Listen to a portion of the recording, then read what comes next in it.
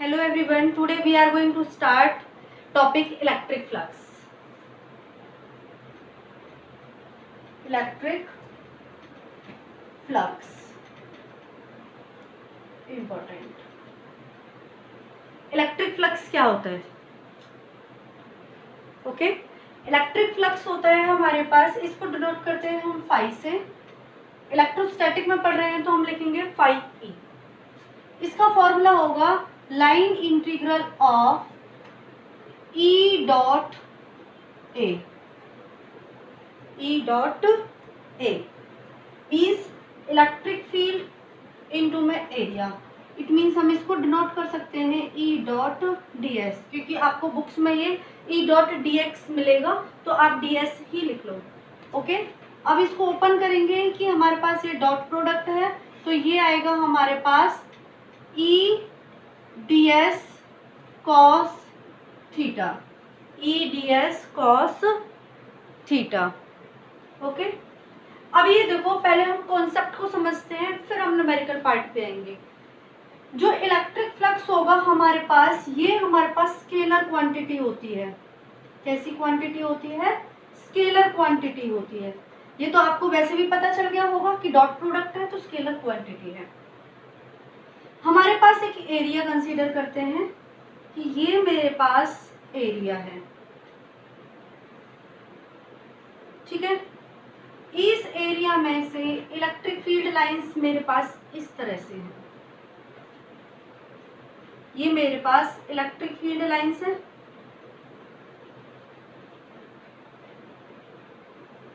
Okay, ये electric field lines है। ये मैंने एक प्लेन सरफेस एरिया ले लिया। इस एरिया में से कितनी इलेक्ट्रिक फील्ड लाइंस पास हो रही हैं?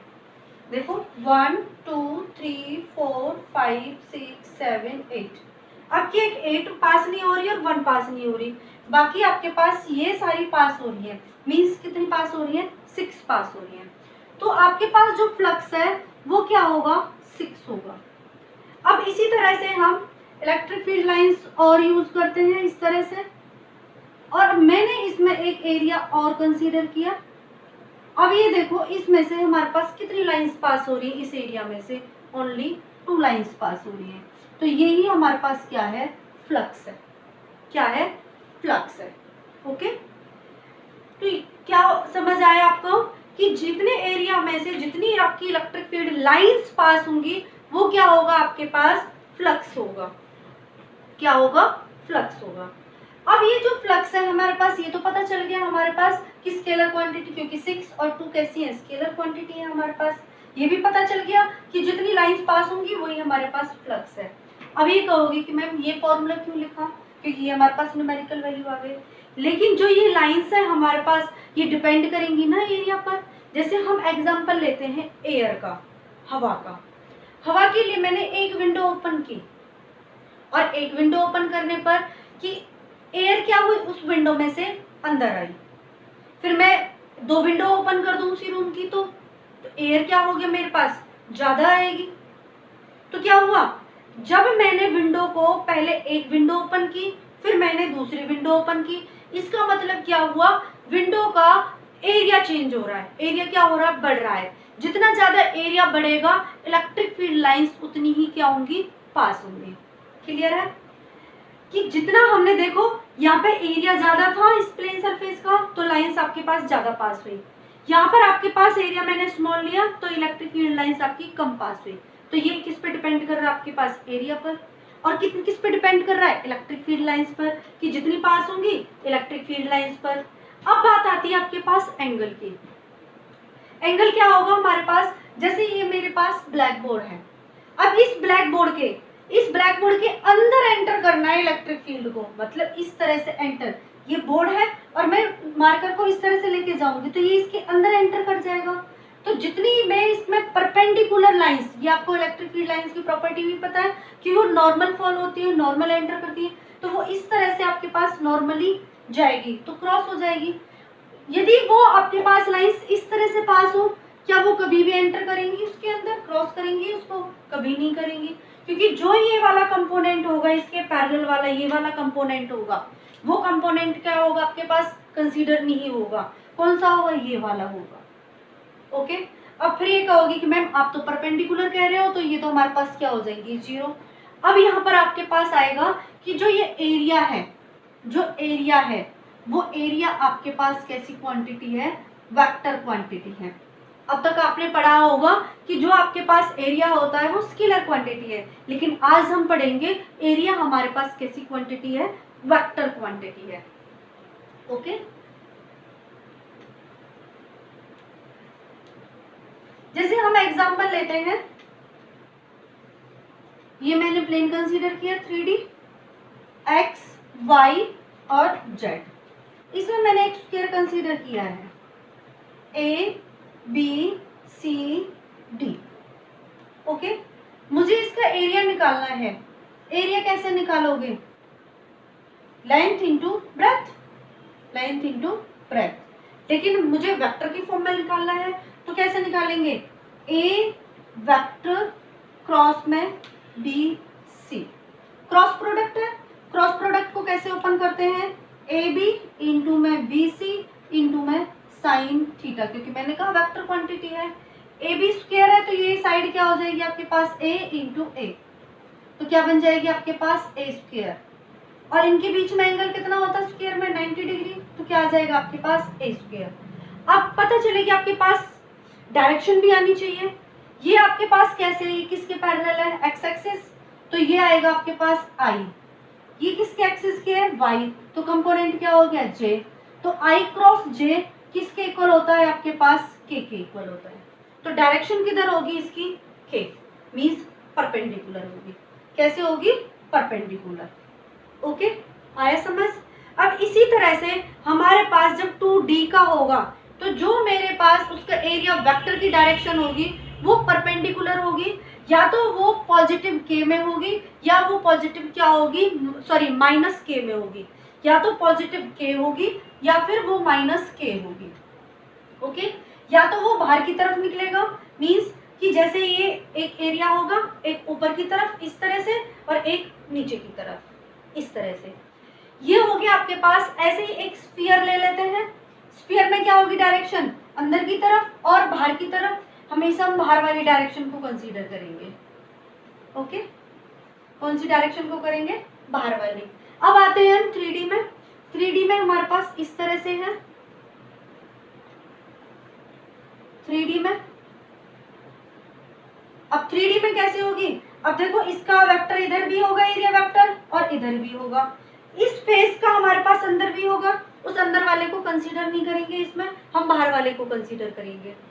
क्लियर। मैं दोबारा से एक्सप्लेन कर रही हूँ कि जो मेरे पास सिंपल 2D वाला होगा उसमें मेरे पास बाहर भी की तरफ भी डायरेक्शन होगी, अंदर की तरफ भी होगी। मतलब कि जैसे ये प्लेन सरफेस है, ये ऊपर की तरफ भी डायरेक्शन और नीचे की तरफ भी डायरेक्शन।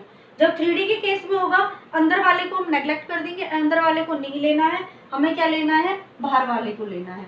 और ये जो एरिया वेक्टर होगा वो हमेशा ही कैसा होगा, परपेंडिकुलर होगा। कैसा होगा, परपेंडिकुलर होगा। जैसे मैं इस बुक को लेती हूँ इस तरह से, तो ये इस तरह से परपेंडिकुलर होगा।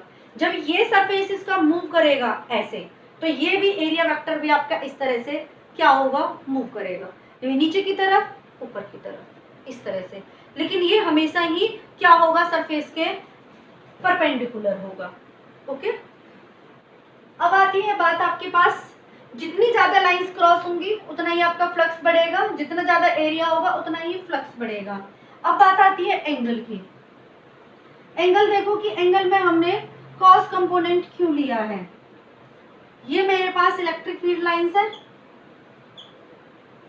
क्या है, इलेक्ट्रिक फील्ड लाइंस है। इसमें मैंने एरिया कंसीडर किया,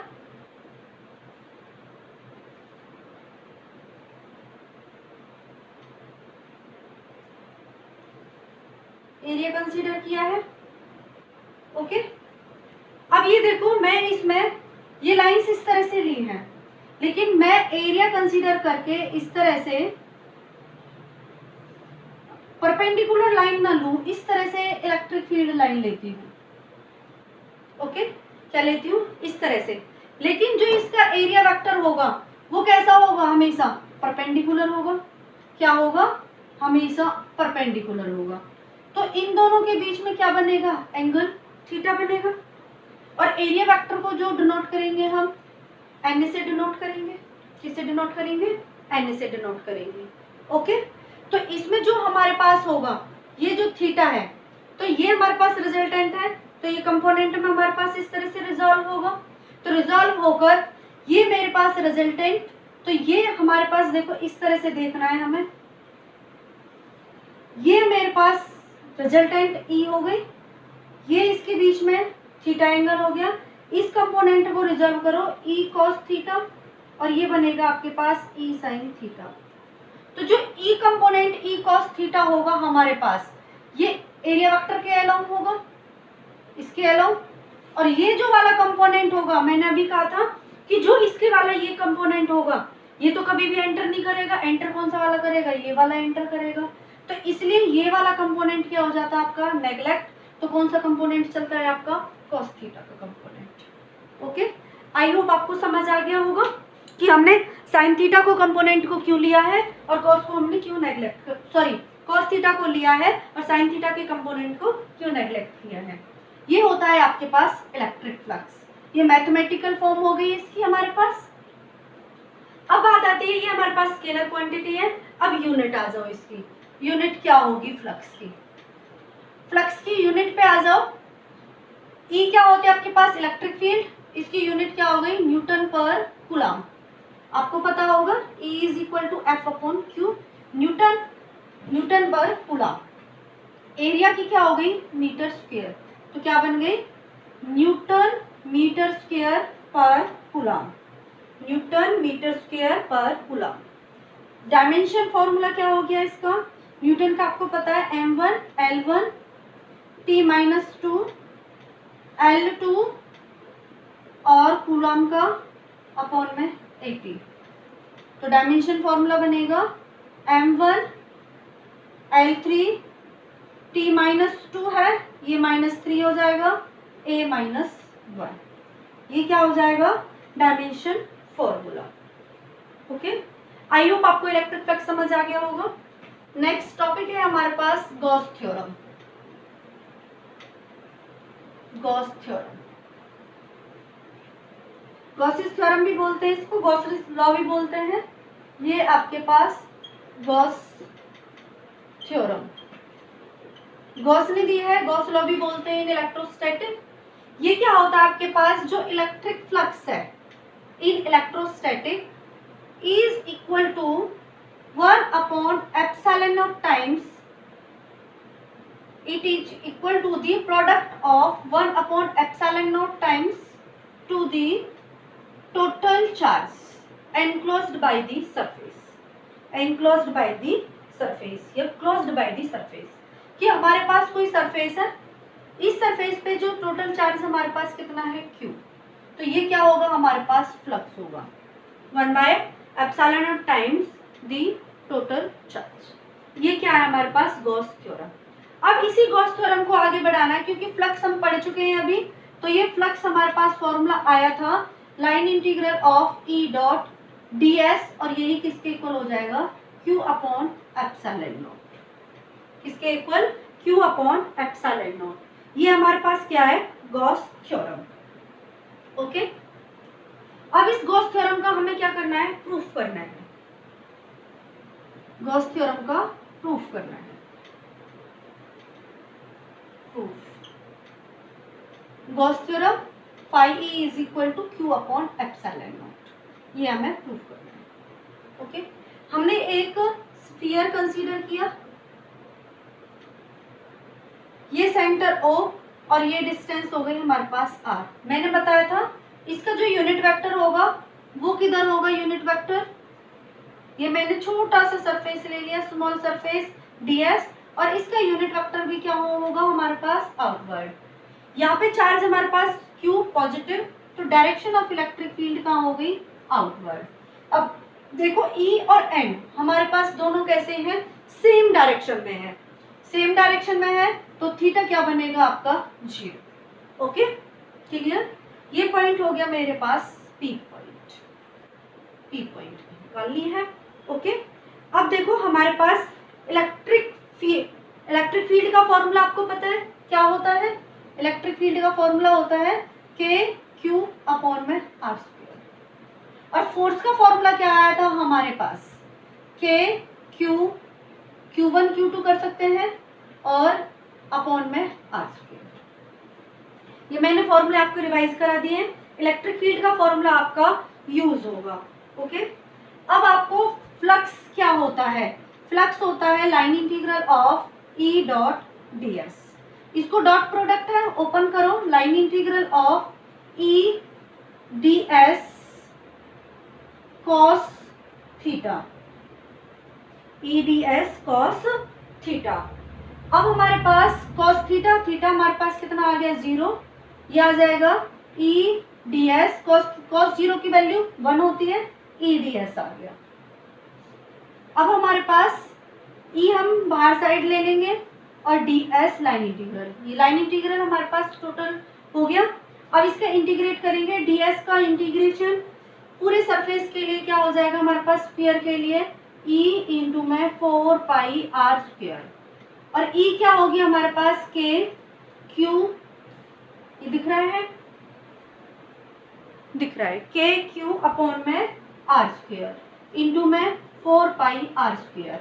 आर स्क्वायर से आर स्क्वायर कैंसिल, अब बचेगा आपके पास के क्यू,